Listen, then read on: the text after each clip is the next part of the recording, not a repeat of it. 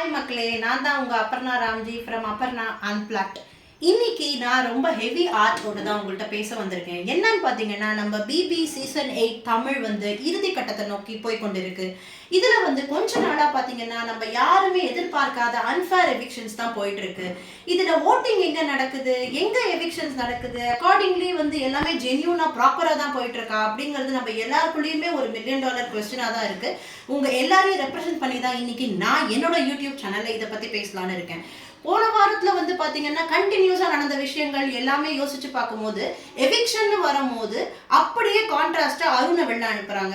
என்னடா அது, அருண் அப்படி என்ன பண்ணாரு, உள்ளே இருக்கிறவங்களுக்கு தாண்டி அருண் ஒன்றுமே மட்டமாக விளையாடலையே, எதனால் அருண் அனுப்புகிறாங்கிற கொஸ்டின்ஸ் எல்லாருக்குள்ளேயுமே இருந்தது. அதை யாராலையுமே டைஜஸ்ட் பண்ண முடியல. அது ஒரு பக்கம் இருக்கட்டும்.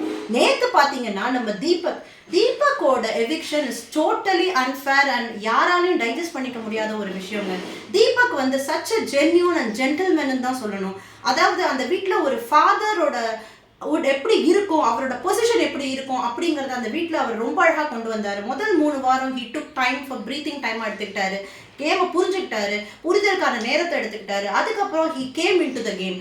அவரோட கேப்டன்சி எனக்கு பிக் பாஸ் சொன்ன மாதிரி சீசன் 7 கேப்டன்சி வெர்சஸ் தீபக்கோட சீசன் 8 கேப்டன்சின்னு கம்பேர் பண்ணணும்னு சொன்னார். அவ்வளோ ஒரு நேர்த்தியான ஒரு மனிதருங்க தீபக்.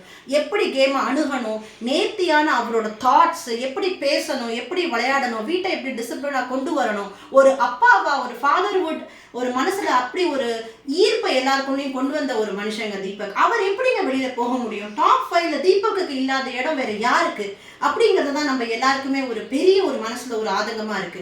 இதுல இன்னொரு விஷயம் என்னன்னா, யாரு ஜெயிப்பாங்கிற ஒரு ஆன்சைட்டியை ரொம்ப வாரத்துக்கு முன்னாடி நம்ம எல்லாருமே இந்த சீசன் 8ல தொலைச்சிட்டோம் தான் சொல்லணும். ஏன்னா எல்லாருக்குமே தெரிஞ்சு போச்சு முத்துக்குமரன் தான் ட்ராஃபி ஜெயிக்க போறாரு அப்படின்னு. இதுல என்னங்க சஸ்பென்ஸ் இருக்கு யோசிச்சு பாருங்க. முத்துக்குமரன் வெர்சஸ் அதர் கண்டஸ்டன்ஸ்ன்ற மாதிரி தான் ரொம்ப வாரமாக கேம் போயிட்டே இருக்கு.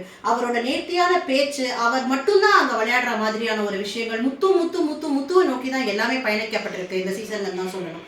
ஓகே, தீபக் அடுத்த பொசிஷன்ல தாங்க இருந்தாரு. எல்லாருமே மக்கள் பார்த்தவங்க எல்லாருமே நினைச்சது என்னன்னா, எய்தர் தீபக் நார் முத்துக்கு நிறைய வாய்ப்பு இருக்கு, அட்லீஸ்ட் ரன்னர் அப் ஆவது தீபக் சார் வரணும் அப்படிங்கிறது தான் எல்லாரோட ஆதங்கமாக இருந்தது. அவர் எதுவுமே தப்பு பண்ணல, நல்லா விளையாடினது ஒரு மனுஷன் பண்ண தப்பாங்க. அவரை எப்படி மக்களால் ஓட்டிங்ல லாஸ்ட்ல வைக்க முடியும் அப்படிங்கிறது எனக்கு இன்னமும் புரியல. ஓட்டிங்கா இல்ல சேலஞ்ச் அவர் ஃபேஸ் பண்ண எல்லா விஷயமும் நம்ம யாருமே பார்க்கலையா? எல்லாமே 24/7 பாதி மக்கள் பாக்குறாங்க. எனக்கு புரியல, ஓட்டிங்ல தப்பு நடக்குதா இல்ல சேனல் கண்ட்ரோல் எடுக்குதா? அவங்க சொல்றவங்க தான் உள்ள இருக்கணும், அவங்க சொல்றவங்க தான் வெளியில போகணும் அப்படிங்கிற மாதிரியான எந்த ஒரு விஷயம் நடக்குதா? எல்லாமே ரொம்ப ஃபிஷியா இருக்குங்க.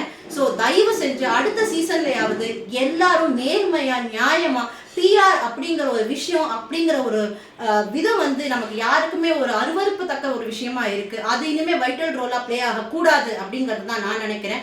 அடுத்த வாட்டிலேருந்து ஃபேரா இந்த கேம் நடக்கணும் அப்படிங்கிறது தான் நம்ம எல்லாரோட ஆசையாகவும் இருக்கும். Thank you so much.